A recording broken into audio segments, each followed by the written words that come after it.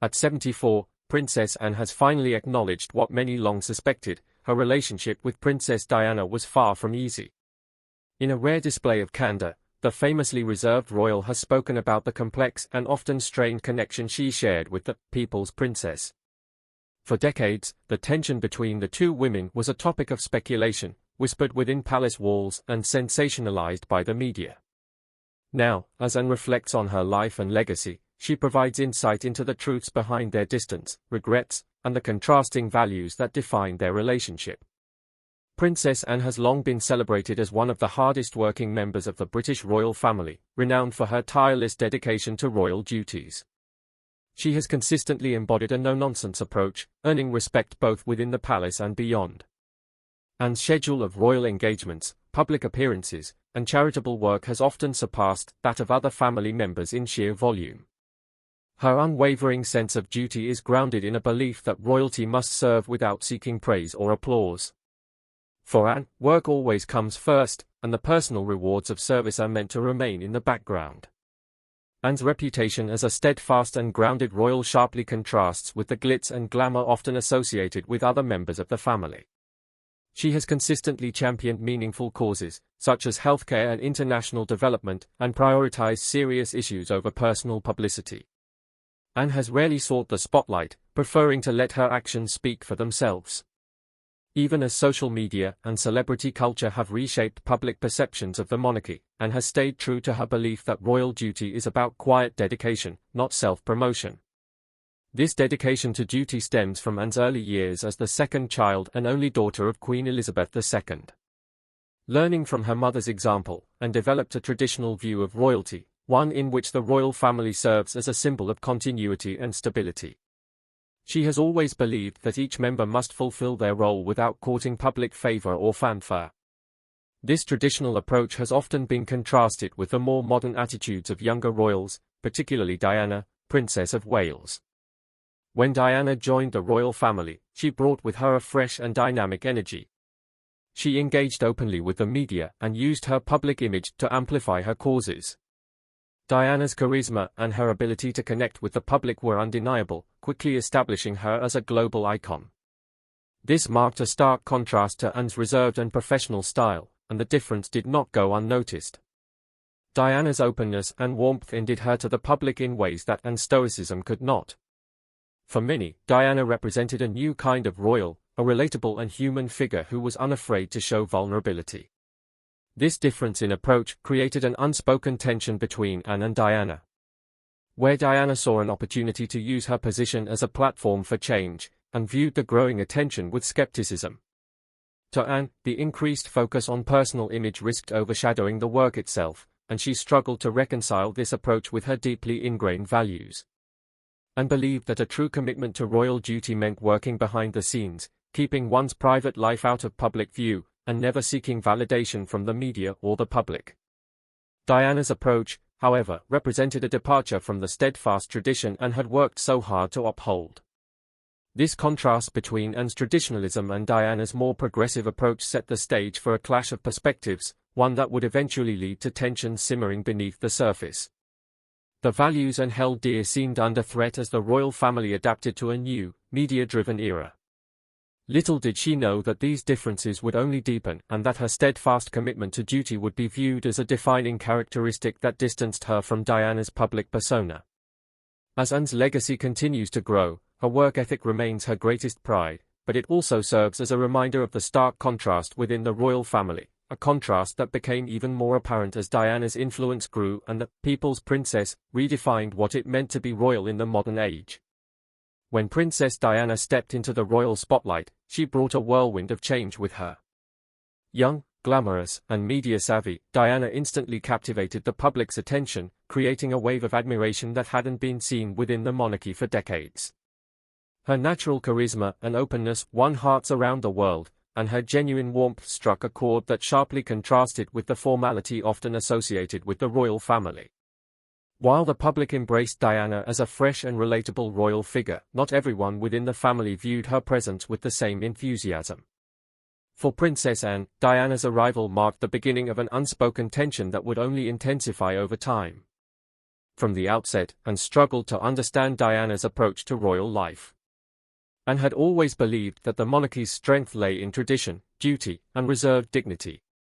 Her own style of fulfilling her duties was markedly understated, focusing on the work itself rather than any personal recognition that might come with it. In Anne's eyes, the crown's integrity depended on maintaining an aura of mystery and decorum, qualities that protected the monarchy from the changing tides of public opinion. Diana's inclination to engage with the media and connect directly with the public disrupted this delicate balance, leaving Anne skeptical of what she saw as Diana's attention-seeking behavior. Anne's reservations deepened as Diana's popularity soared. To Anne, Diana's relationship with the media felt like a departure from the principles that had long governed the royal family. Diana's willingness to share glimpses of her personal life, coupled with her highly visible humanitarian efforts, struck Anne as unconventional, if not outright self-promotional. Anne viewed these actions with caution, convinced that Diana's openness would ultimately invite unwanted scrutiny and potentially weaken the royal image. Where Diana saw an opportunity to humanize the monarchy, and saw a risk to the institution's stability. One particular moment that symbolized the tension between them occurred when Diana's public image began to eclipse that of other royals, including Anne herself. While Anne had spent years quietly attending to her duties and building a reputation, Diana's approach to the media and public engagement shifted the focus, highlighting the growing divide between these two royal figures. Diana's sudden rise to fame left her feeling overshadowed, as though her charm and visibility had redefined the public's perception of what it meant to be a working royal. In contrast, Anne's steadfast dedication to traditional royal values seemed increasingly out of step with the new wave of expectations Diana had ushered in. Compounding this tension was Anne's perception that Diana intentionally sought media attention. Diana's ability to captivate headlines, whether through her style, charity work, or candid emotional expressions, left Anne feeling as if her own contributions were being undervalued. Anne's traditional, duty-bound approach appeared less relevant in the face of Diana's emotionally accessible style, creating a shift in public focus that bred an underlying sense of rivalry. Despite these early signs of friction, Diana initially made efforts to connect with Anne. She admired Anne's work ethic and expressed a genuine desire to learn from her, hoping to build a relationship that transcended their differences. However, Anne's reserved and aloof nature made her a challenging figure to approach. Diana's overtures were met with cool detachment, as Anne often viewed herself as a grounded royal who avoided emotional displays. In contrast, Diana's openness and vulnerability made her an unpredictable presence, one Anne found difficult to navigate. Over time, Diana's continued attempts to engage were met with polite but firm resistance. Anne's reluctance to bond with Diana was not rooted in malice but in her belief in maintaining a clear separation within royal relationships. For Anne, too much familiarity risked blurring the lines of respect and duty, principles she deeply valued. Diana's modern approach, which emphasized personal connections as an asset, felt foreign to Anne, who had long operated with a practical, sometimes blunt, sense of duty. This fundamental difference in outlook fueled a silent tension between them, which only deepened Diana's sense of isolation within the royal family. As Diana's popularity continued to soar, Anne grew increasingly frustrated with the way Diana's presence altered public perceptions of royalty. Anne feared that Diana's openness with the press might destabilize the monarchy by encouraging the public to focus on individual personalities rather than the institution itself. To Anne, this shift represented a dangerous precedent, one that threatened to overshadow the collective good of royal duty with personal narratives. This idea was entirely at odds with Anne's deeply held beliefs and contributed to the tension that defined their relationship. Diana's arrival had fundamentally reshaped the royal family, creating a rift between the old guard, represented by Anne's unwavering loyalty to tradition, and the new approach symbolized by Diana's accessibility and emotional depth. The differences between them went beyond simple disagreements, reflecting a generational divide within the monarchy. It was a tug-of-war between tradition and transformation, and neither could have anticipated how this tension would shape their legacies. Ultimately, it would influence how the public and future royals viewed the role of the monarchy in an increasingly modern and rapidly changing world. The christening of Princess Anne's daughter, Zara, in 1981 marked a significant turning point in the already strained relationship between Anne and Diana. What should have been a joyous family occasion became a moment laden with tension and unspoken grievances, ultimately deepening the rift between the two women. Diana's decision not to attend the christening was both unexpected and widely interpreted as a slight, underscoring the differences in how each woman approached royal life and family obligations. Taking place just a few months before Diana's highly publicized wedding to Prince Charles, the christening occurred during a time of heightened excitement over the impending royal event. Yet, despite the mounting pressure of wedding preparations, Diana's absence at Zara's christening raised eyebrows. As was customary, the christening was a formal gathering steeped in tradition and protocol, which Anne had taken great care to uphold. For Anne, attendance at such family events was more than a mere duty, it was an essential aspect of belonging to the monarchy, a demonstration of unity and loyalty that transcended personal circumstances. Diana's choice not to attend sent a clear message.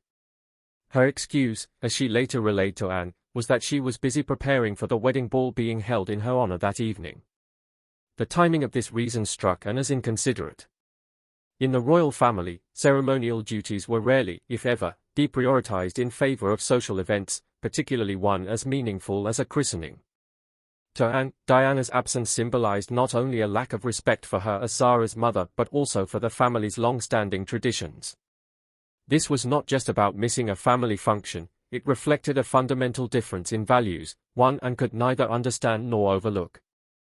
The situation was further complicated by the presence of Andrew Parker Bowles, Anne's former romantic interest, who was now one of Zara's godparents.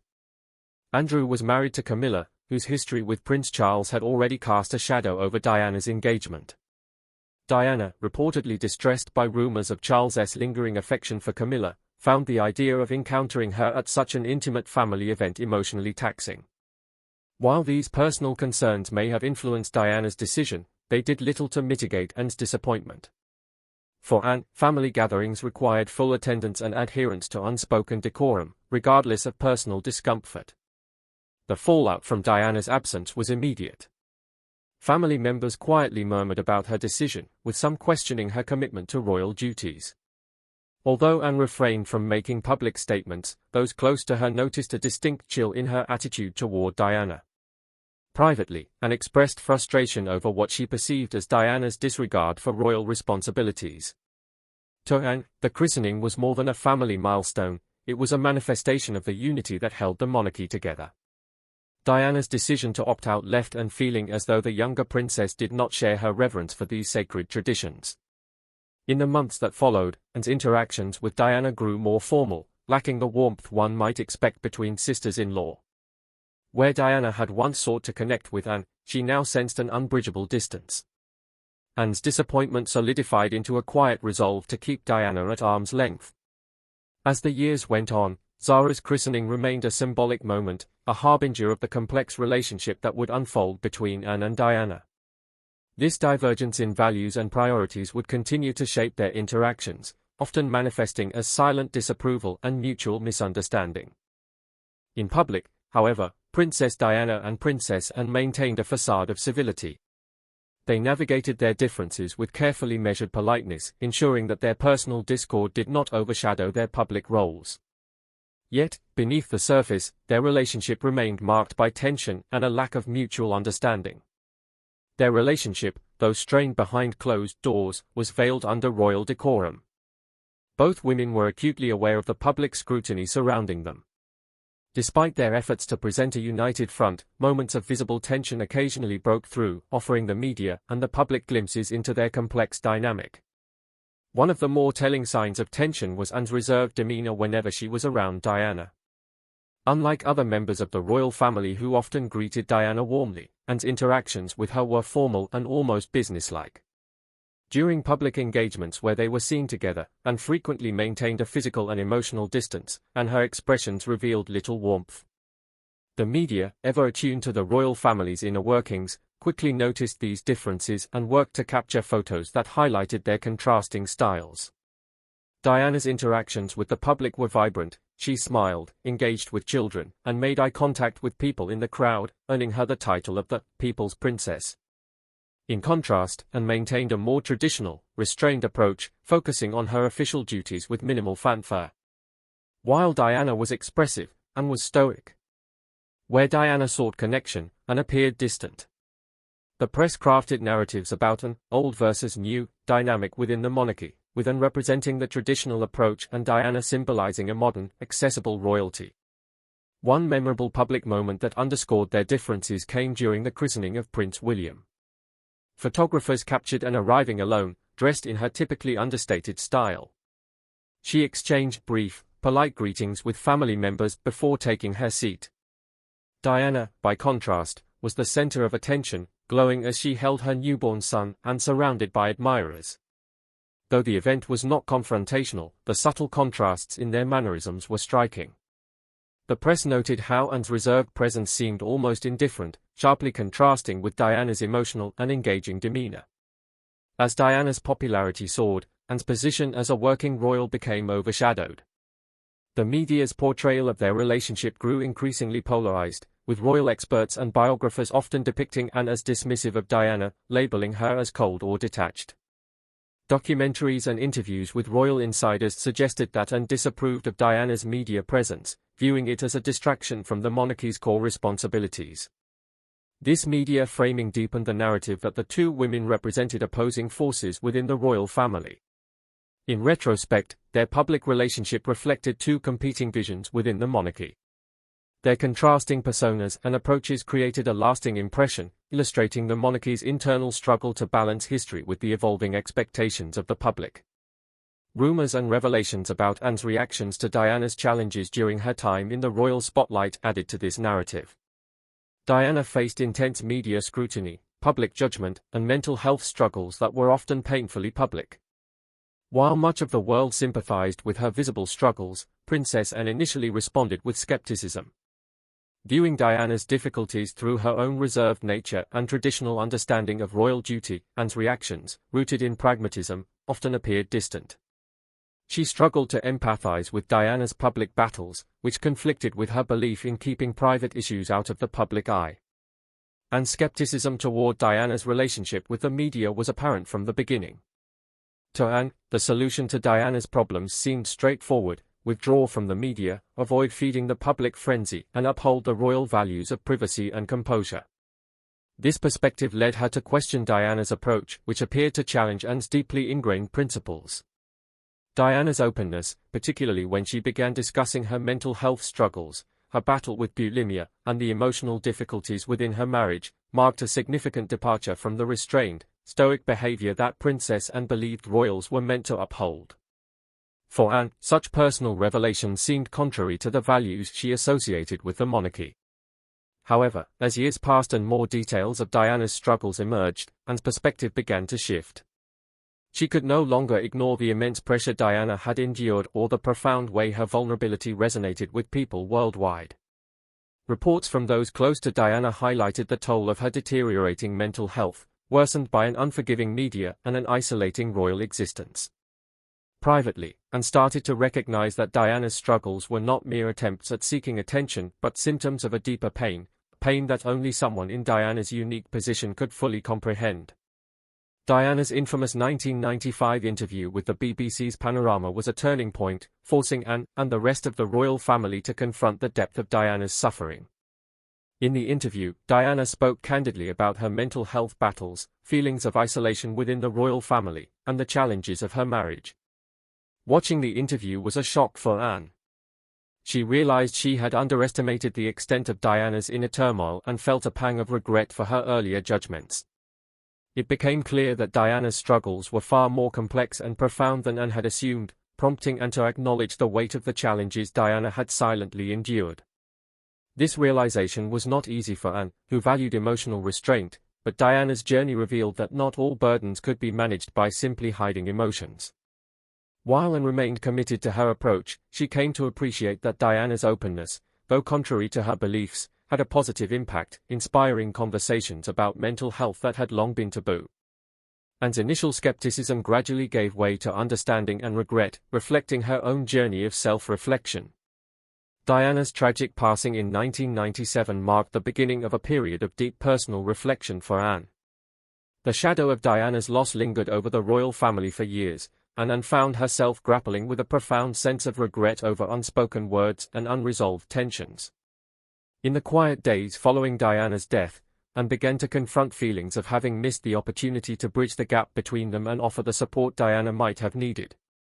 Now at 74, Anne reflects on these events with a softened perspective. Despite her steadfast adherence to duty and tradition, she admits privately that her relationship with Diana could have been different if approached with greater openness and understanding. Over time, Anne began to question whether her judgment of Diana had been too rigid. She wondered if she had misunderstood the vulnerability that Diana openly shared with the world. For Anne, it had been challenging to view Diana's emotional openness as anything other than a weakness. Yet, as she reflected on Diana's life and the impact she had made, and felt an overwhelming sense of loss, not just for Diana as a member of the family but for the relationship that could have developed between them. In private, Anne reportedly expressed this remorse to close friends, admitting she wished she had been more supportive and taken the time to understand Diana's unique approach to royal life. She regretted not recognizing the toll royal duties had taken on Diana's mental health and acknowledged that her own sense of duty and emotional reserve may have prevented her from offering the compassion Diana needed. For a woman who prided herself on loyalty to the monarchy, this recognition marked a poignant moment of growth and introspection. The realization that she could have done more haunted her, adding a personal dimension to the family's collective grief. Diana's passing forced Anne to recognize that, despite their differences, Diana's legacy would leave a lasting impact on the monarchy. It had fundamentally reshaped how the public viewed the royal family. Where Anne had once feared that Diana's openness with the media would weaken the institution, she now saw that Diana's vulnerability had created a bridge between the royal family and the people by fostering empathy and understanding. This realization was bittersweet. While Anne respected the strength of tradition, she couldn't deny the value in Diana's approach, an approach she had once judged but now viewed with greater respect. Reflecting on her own interactions with Diana, Anne began to reconsider her belief in restraint and privacy as the best way to handle royal life. While she remained dedicated to her principles, Diana's death opened her eyes to the importance of empathy and connection. She realized that her adherence to royal protocol, while noble, had sometimes made her appear distant or unapproachable, particularly to someone like Diana, who sought acceptance and emotional support. This introspection prompted Anne to question whether a more compassionate approach could coexist with the monarchy's traditions, a realization that would subtly influence her outlook in the years to come. In the years following Diana's death, Anne became more open about recognizing the importance of mental health, a cause Diana had championed. Although Anne never publicly spoke about her regrets or explicitly acknowledged her evolving views, those close to her noticed a difference. There was a gentler edge to her demeanor, a subtle shift in her interactions that hinted at the personal reflection Diana's death had inspired. The regret Anne carried remained largely private, evidence of her reserved nature and reluctance to expose her innermost feelings. Yet Diana's loss left an indelible mark. In her own way, Anne found solace in honoring Diana's legacy by subtly embracing some of the values Diana had held dear. Though Anne would always remain committed to her own principles, Diana's passing opened her heart to the possibility of a more compassionate monarchy, one that could balance tradition with empathy. While Anne's regrets would remain private, they quietly shaped her view of what it meant to be both a royal and a sister, leaving a lasting impact that would echo in her actions and relationships for years to come. Do you think Princess Anne will further adjust her thinking about royal duty and the evolution of the monarchy? Share your thoughts with us in the comments, we'd love to hear them.